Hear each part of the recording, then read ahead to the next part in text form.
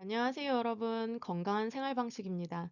오늘은 영양제에 대해서 말씀드려 볼게요. 제목이 영양제 무조건 꾸준히 열심히 드시면 절대 안 돼요입니다. 제가 영양제 공부를 많이 했어요. 그리고 저한테 오시는 면역력 관리 위해 오시는 분이나 피로감, 극심한 피로감, 면역 이상 반응 이런 걸로 오시는 분들께 어떤 치료를 해드릴 수 있을까 하다가 공부를 해보니까 이제 미량 영양소 결핍이랑 그러니까 미량 영양소 결핍, 미량 영양소는 비타민, 미네랄과 같이 극미량 우리 몸에 필요하지만 없을 때는 중대한 문제가 생길 수 있는 그런 영양소들을 이야기해요. 그래서 면역력 이상이나 피로감이나 이런 거 있으실 때 미량 영양소 결핍이 원인이 되는 경우가 많거든요. 그래서 이런 분들의 증상을 치료해 드리려고 영양제 공부를 사실 많이 하게 됐고, 또 그런 지식을 활용해서 환자분들 치료를 하면서 또 좋은 효과도 많이 봤거든요. 그러다 보니까 제가 영양제 공부를 많이 하게 됐어요. 그래서 학회 강의 의뢰도 오면 학회에서 강의도 해드리고 하는데, 그 지식을 바탕으로 이제 영양제에 대해서 여러분들께 알려드리려고 합니다. 일단 영양제에 대한 제 기본적인 입장을 밝혀드리고 더 얘기를 이어갈게요. 영양제에 대해서 의사분들의 입장이 굉장히 많이 갈려요. 어떤 분들은 영양제 절대 쓰지 말아야 된다, 다 끊어야 된다, 이렇게 강경하게 말씀하시는 분들이 계시는 반면 어떤 의사분들은 영양제에 대해서 굉장히 호의적이에요. 그러면 저는 어디에 있냐? 사실 저는 이 양쪽에 속하지 않습니다. 저는 딱 중간에 있어요. 왜냐면 영양제를 무분별하게 쓰면은 정말 저도 좀 안 좋다고 생각을 하거든요. 그렇지만 좀 잘 쓰면 좀 또 도움이 되는 그런 것도 있고 도움을 더 많이 받을 수 있거든요. 어떤 분들은, 모두는 아니지만 어떤 분들은. 그래서 영양제를 어떤 분들은 사용하시는 게 득이 많기 때문에 이게 영양제에 대해서 무조건 반대하진 않아요. 그렇지만 이제 제 입장이 어느 쪽에 그러면 더 가깝냐, 이렇게 얘기를 한다면 사실 저는 노에 더 가까워요. 예스보다는. 그래서 제가 그 면역력 관리, 피로감 관리 이런 거를 할 때도 초반에 영양제를 쓰고 궁극적으로 가서는 결론은 어떻게 끝나냐면 항상 결론은 생활 습관 관리.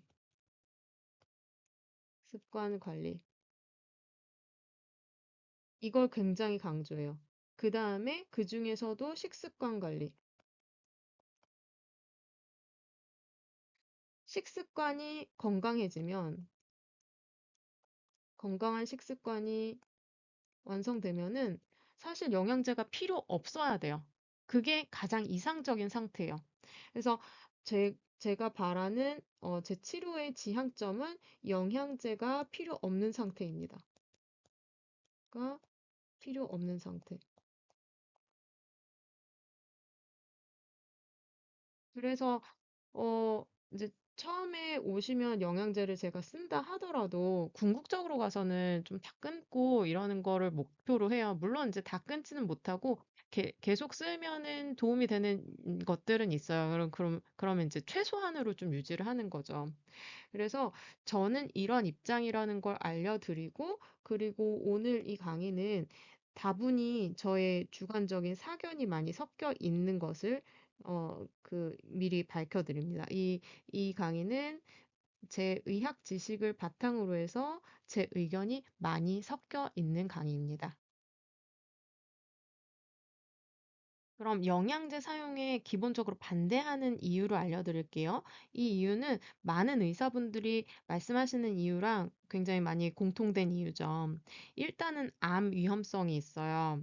그리고 영양제를 쓰다 보면 과잉으로 사용할 수가 있거든요. 어떤 영양소 성분이 굉장히 과하게 우리 몸에 누적되는 거죠. 그럼 그에 따른 부작용이 발생할 수 있고, 영양제 알약을 만들 때 부형제를 사용하잖아요. 그 부형제가 과연 안전한 것인가, 이런 것에 대한 의문도 있고, 또 영양제를 먹게 되면 장기적으로 꾸준히 먹게 되면 이게 과연 안전한 것인가, 이런 의문이 드는 거예요.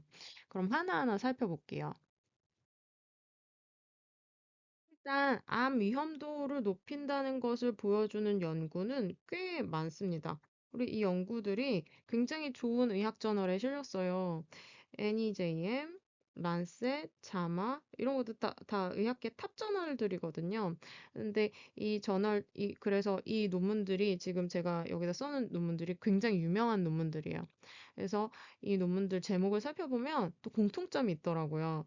이 잡지에서 저널 논문들에서 이야기하는 영양소가 어떤 것들이 있냐면 알파토코페롤, 비타민 E예요. 그다음에 베타카로틴, 그다음에 베타카로틴, 비타민 A. 베타카로틴이랑 비타민 A는 가족이죠. 예, 베타카로틴이 비타민 A로 전환되니까. 그다음에 비타민이, 셀레늄 비타민이, 비타민 E가 계속 반복되고, 또 베타카로틴도 반복이 되죠. 그래서 그러면 아, 이 두 가지는 반드시 피해야 되겠구나. 이런 생각이 또 드시죠? 여기서 셀레늄 같은 경우에는 이거는 사실 이제 논란의 여지가 있어요. 왜냐면 셀레늄은 성분이 어떤 성분이냐에 따라서 효과가 좀 다르게 나타날 수 있거든요. 그래서 셀레늄은 좀 예외로 하고, 요거는 나중에 기회가 있으면 셀레늄 제가 더 자세하게 말씀드리는 기회를 가질게요. 아무튼 건강 위해성을 암 위험도를 높이거나 건강 위해성을 높인다는 보고가 있고 그것들의 그런 연구에서 공통적으로 확인되는 영양소가 있다. 요거 알아두시면 좋겠고 그리고 제가 이거 관련해서는 좀 기억이 나는 환자분이 어떤 분이냐면 연예인 굉장히 유명한 연예인 분이시고 1년에 한 번씩 검진하고 드시는 영양제를 제가 다 봐드리거든요. 근데 그분이 이제 옛날에 처음 오셨을 때부터 영양제를 리뷰를 해드리는데 굉장히 고용량의 비타민 E와 베타카로틴 등등 뭐 비오틴 이런 것들을 들고 계시더라고요. 그래서 드시는 이유는 아무래도 연예인이시니까 피부 관리 이런 게 중요하잖아요. 그런 목적 때문에 드신다고 했어요. 근데 여하튼 이미 이렇게 암 위험성을 높인다고 알려져 있어서 가급적이면 드시지 말고 드시고 싶으면 가끔씩 드셔라 이렇게 말씀드린 적이 있거든요. 근데 그때 그 영양제 리뷰를 하면서 좀 놀란 게, 아, 이렇게 고단위 영양제가 정말 유통이 되는구나. 그걸 알고 좀 깜짝 놀랐습니다.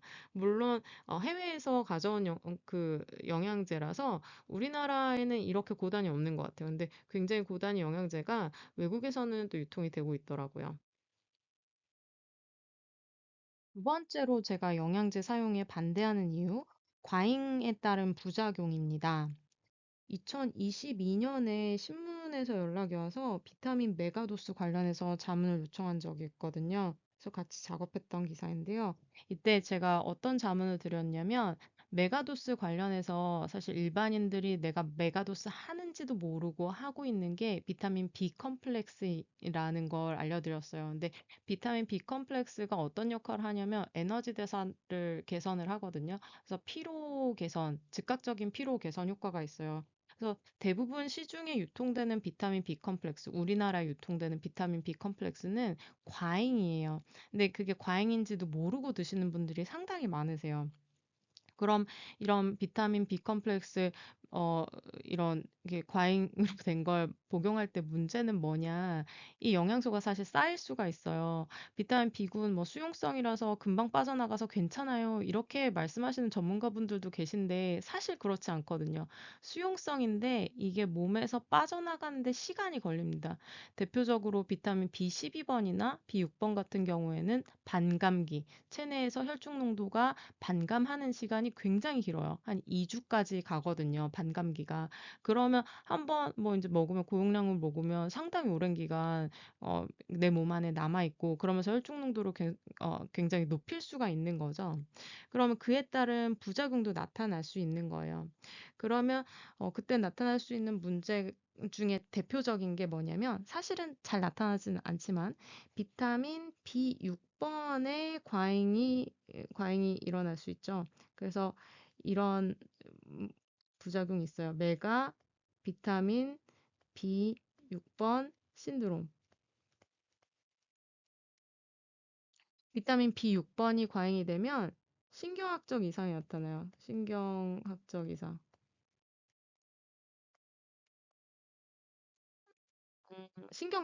신경병증이 나타나는 거예요. 근데 사실 저는 이제 비타민 B6번 혈중 농도를 가끔 재드려요. 이거는 거의 결핍이 될 수가 없는 영양소예요. 왜냐하면 음식에 풍부하게 들어있기 때문에 이거를 재드리는 이유는 이분이 과잉이 됐는지 봐드리려고 하는 거예요. 근데 혈중 농도 재보면 비타민 B6번 과잉이 진짜 많아요. 영양제 드시는 분들 중에서도 많고 영양제 안 드셔도 과잉인 분들 되게 많아요. 그러니까 영양제 안 드시는데 과잉인 분들은 그냥 음식으로 섭취했는데 과잉이라는 거죠. 그건 좀 안전한 사이드에 있겠지만, 근데 비타민 B6번을 이렇게 혈중 농도를 보다 보면 이게 과잉인데도 사실 신경학적 이상이 나타나는 분들은 거의 없어요. 저한테도 제가 지금 본 분들도 비타민 B6번이 잰 분들은 대부분 과잉이었지만 이런 신경학적 이상이 있었던 분들은 없거든요. 근데 제가 공부를 하다가 이런 증례를 발견을 했어요. 비타민 B6번에 의한 독성. 일일 매일 먹는 멀티비타민 미네랄 사용에 의해서 발생했다고 하고 이 증례를 한번 같이 살펴볼게요. 이 증례의 환자분은 73세 남성분이었고요. 비타민 B6번의 레벨이 259였어요. 정상 범위는 20에서 125까지인데 정상 범위 상한치 한 2배 정도 되죠. 사실 정상 범위 상한치 2배는 진짜 흔해요. 진짜 괜찮은 정도예요. 저는 더 높은 이상도 많이 봤답니다. 그렇지만 신경학적 이상은 안 나타나긴 하지만. 근데 이분이 어쩌다가 이렇게 생기게 됐냐면 일일 데일리 멀티바이타민 이게 멀티비타민 미네랄 종합영양제죠. 종합영양제를 매일 드셨는데 여기에 비타민 B6번의 함량이 얼마였냐면 6mg이었대요. 이걸 매일 사용하다가 이렇게 됐는데 이 저자들이 이게 놀라웠다고 한 이유는 유럽의 식약처에서 최근에 제정한 그 상한치가 12mg이었는데 상한치를 넘어가지 않았잖아요. 상한치 아래쪽에 있는 용량이었는데 이걸 먹고서도 신경학적 독성이 발생했다. 이런 증례였어요. 자, 그러면 우리나라 기준으로 했을 때 비타민 B6번의 일일 권장량은 얼마냐면 1.5mg이에요. 일일 권장량. 그리고 상한치는 우리나라는 100mg이에요. 굉장히 차이가 많이 나죠?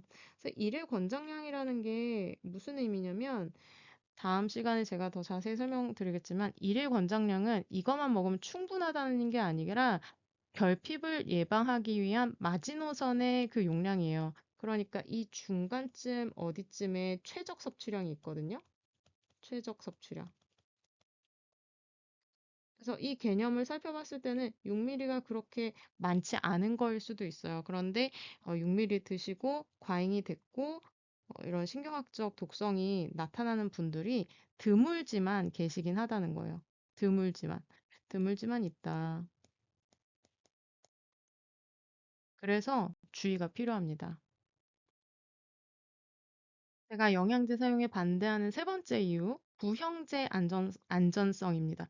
부형제는 그 영양제 알약을 만들 때 들어가는 화합물이잖아요. 이거를 알약으로 굳히려면 뭔가 다른 것들이 있어야 되죠. 영양소 성분 말고도. 근데 그 부형제 성분이 정말 과연 안전할까?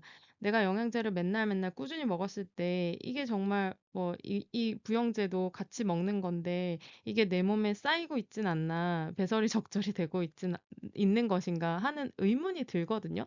사실 좀 찜찜해요. 그래서 저는 영양제를 공부하기 때문에 영양제를 먹긴 먹죠. 저도 이제 피로감 있거나 하면 먹긴 먹거든요. 그런데 이런 문제 때문에 제가 영양제를 가능한 한 최소화해서 먹습니다. 그래서 저는 어떤 성분이 어떤 기능을 가지고 있는지 알기 때문에 제 그날그날 컨디션에 따라서 필요한 것만 먹어요. 근데 부영제 안전성에 대해서 좀 이제 한번 알아두시면 좋을 만한 내용이 이거예요. 존슨 앤 존슨에서 그 소송이 걸렸는데 어떤 소송이었냐면 텔크, 텔크 관련해서 소송이 걸렸어요. 베이비 파우더. 베이비 파우더에 들어있는 텔크가 난소암을 유발한다. 암, 유발한다. 요거 가지고 이제 난 베이비 파우더 쓴 다음에 난소암이 걸렸던 여성들이 소송을 해서 승소했거든요. 그래서 이게 굉장히 옛날에 나왔던 이제 그 판결인데 최근에도 찾아보니까 최근에도 이 합의금 관련해서 이게 온고잉하게 진행되고 있는 일들이 뉴스에 뜨더라고요. 이거 한국 기사도 한국의 뭐 매체들도 뭐 이렇게 좀 뭐 아주 막 많이 보도하는 것 같진 않지만 있긴 있어서 존슨앤존슨, 존슨 베이비 파우더 텔크 이렇게 찾아보시면 텔크나 탈크 이렇게 검색어 넣어서 찾아보시면은 궁금하신 분들은 또 찾아서 읽어보실 수 있어요. 근데 제가 이거를 왜 갑자기 뭐 베이비 파우더 왜 얘기하느냐. 이게 텔크라는 성분이 영양제, 부영제로도 많이 쓰여요. 그래서 제가 깜짝 놀랐어요. 제가 영양제 리뷰를 하다가 성분을 다 살펴보는데 어떤 굉장히 유명한 국민 영양제, 너도 나도 다 알고 있는 그 국민 영양제, 전 세계인이 쓰는 그 영양제, 심지어 그 영양제는 남자 의사들한테서 장기적으로 썼을 때 2차 암 예방한다는 효과도 증명하긴 했거든요. 그 영양제, 부형제에 테이크가 딱 있는 거예요. 그래서 그거랑 이거랑 이제 동시에 알게 됐어요. 깜짝 놀란 거죠. 그래서 아, 이 영양제는 왜 남자에서만 효과가 입증됐지? 이렇게 뭔가 그 뒤에 비하인드 스토리가 있진 않나? 이런 생각이 들면서 아, 영양제, 부영제를 잘 봐야겠다. 이제 난소암이 베이비 파우더 썼을 때 생겼는데 그럼 알약으로 먹을 때 그게 괜찮은 건가? 하는 의문이 굉장히 많이 들더라고요. 그래서 뭐 이거 모르는 문제죠. 뭐 아주 저용량이라서 괜찮다라고 얘기할 수도 있지만 안 괜찮을 수도 있잖아요. 사실 이거 모르는 문제잖아요. 모르는 영역인데 모르는 영역이라서 저는 그냥 찜찜해요. 그래서 부영제 요즘은 고급 영양제는 부영제도 자기네가 신경 써서 고른다 이런 걸 그 광고하는 이런 것들이 그런 영양제 회사들이 있잖아요. 그래서 영양제를 굳이 써야 된다면 부영제 면에서 좀 신경 쓰고 있는 그런 회사 제품을 또 고르게 되더라고요. 네 번째로 제가 영양제 사용에 대해서 반대하는 이유는 장기 사용 시 안정성입니다. 어떤 영양 성분을 오랫동안 사용했을 때 그게 정말 과연 안전한가? 이것이 확인된 영양소가 몇 개 없어요. 그게 확인된 영양소들은 정말 안전한 거예요. 그거는 뭐 많이 먹어도 오래 먹어도 정말 안전하다, 좋다 이렇게 말씀드릴 수 있지만 그렇지 않은 게 또 더 대부분이거든요. 그래서 그런 부분에 대해서 그런 부분이 명확하게 밝혀지지 않았기 때문에 꾸준히 드시는 거에 대해서 반대합니다. 특히 그런 부분에 대해서 개인적인 의견을 섞어서, 이건 개인적인 의견입니다. 저랑 반대하신 분들도 계실 거예요. 의견을 섞어서 조금 더 제 의견을 드린다면, 저는 장기 사용에 대해서 좀 더 주의하셔야 되는 게 천연물 의약품인 것 같아요. 천연물 의약품. 허브죠, 허브. 허브라고 얘기도 할 수 있고 한약재라고 할 수도 있는데 이런 것들을 이제 제가 좀 더 주의하시면 좋겠다고 생각하는 이유는 얘네가 유전자 발현을 조절하거든요. 이제 우리 피곤할 때 뭐 홍삼 같은 거 먹으면 되게 기운이 나잖아요. 그러면 이게 이제 기운이 나는데 그러니까 뭔가 몸의 대사를 촉진시켜 주는 거예요. 유전자 발현을 막 이렇게 얘네가 조절을 해 가지고. 그래서 긍정적인 효과가 나는데 제가 이제 궁금증을 물음표를 찍고 있는 부분은 이 유전자 발현을 자극시키는 건데 '이걸 지속적으로 자극해도 괜찮은 거야?' 하는 의문을 지울 수가 없어요. 그래서 사실은 저는 그 한약재, 허브 이런 거 사실 되게 좋아하는 일인입니다. 그래서 제가 기운이 없으면 홍삼을 즐겨 먹고요. 요즘에 내시경 성수기라서 굉장히 육체적으로 힘들거든요. 그래서 저희 이제 동료 교수님께서, 부원장님께서 가슴에 침향안을 품고 오셔서 하나씩 나눠주세요. 너무 좋아요. 수영만 먹으면 이제 기운도 나고 그런 것 같거든요. 그리고 제 동생도 막 이렇게 갑자기 까무러질 때 기운이 없어가지고 응급실에도 가고 그러는 아이거든요. 그래서 제 동생은 저희 모계 쪽으로 류마티스 질환 가족력이 있어서 약간 그쪽으로 아이가 좀 약해서 걱정이 늘 되는데 치명을 먹으면 그렇게 기운이 난대요. 그래서 제가 선물로 치명원도 큰 박스로 사주고 그랬는데 아무튼 제가 이렇게 천연물 의약품을 좋아하지만 이 부분에 대해서 장기적으로 계속 먹었을 때 이게 괜찮은 거야? 하는 의문은 여전히 가지고 있거든요. 그래서 이런 약재, 천연물 의약품에 대한 제 기본적인 그 입장은 어떻게 되냐면 이런 것들은 가끔 드세요가 제 답입니다.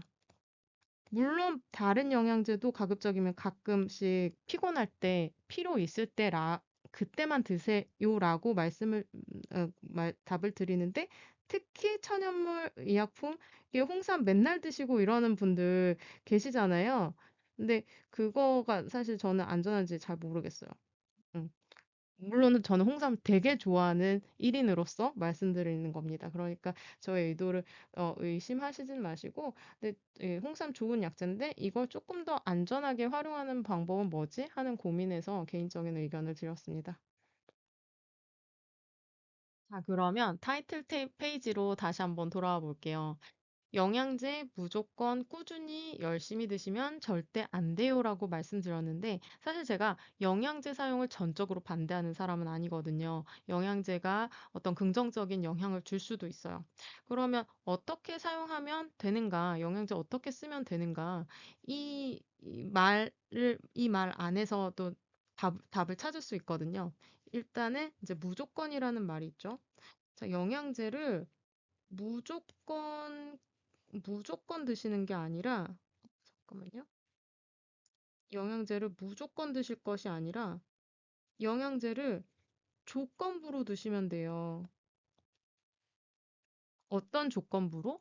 이 영양제가 현재 나의 기능 저하를 일으킬 수 있는 효능이 있을 때, 그게 개연성이 있는 것들, 그럴 때 드시는 거예요. 무조건 뭐 내가 신체 기능 이상도 없고 건강한데 그때 뭐 영양제를 굳이 드셔야 되나? 예. 그쵸? 그래서 조건부로 내가 이제 필요한 어떤 성분, 나의 이게 증상이랑 맞췄을 때 어떤 필요한 성분이 있다. 그러면 그때 조건부로 드시면 괜찮을 것 같고. 그리고 꾸준히라는 말이 있어요. 자, 꾸준히 드시지 말고요. 가끔 드시면 좋을 것 같아요. 가끔. 가끔 어떨 때? 필요할 때. 필요시.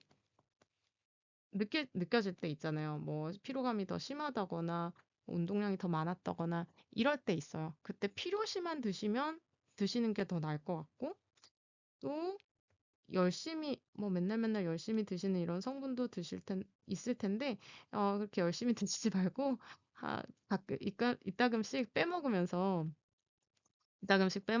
느슨하게 드시는 게 더 낫지 않을까 하는 게 저의 개인적인 의견입니다. 약은 뭐 당뇨병약, 고지혈증약, 고혈압약 이거는 빼먹으면 안 돼요. 이건 열심히 드셔야 되세요. 그런 약은 열심히 드셔야 되지만 영양제는 열심히 드실 필요가 없는 거예요. 네, 이런 차이가 있어요. 그래서 이렇게 드시면 이렇게 하시면 절대 안 돼요가 아니고 영양제를 드셔도 돼요. 영양제 드셔도 돼요. 그래서 이게 이렇게 쓰면은 영양제를 선용하게 되는 거죠. 내가 그, 정확하게 영양제 효과나 이런 것들을 알고, 똑똑하게 사용하게 되는 거예요. 자, 그러면 영양제를 어떻게 하면 안전하게 사용할 수 있을지 일일 권장량에 대해서 일일 권장량에 대해서 설명을 드리면서 다음 동영상에서 한번 풀어가 보도록 할게요. 네, 오늘 영상 시청해 주셔서 감사합니다.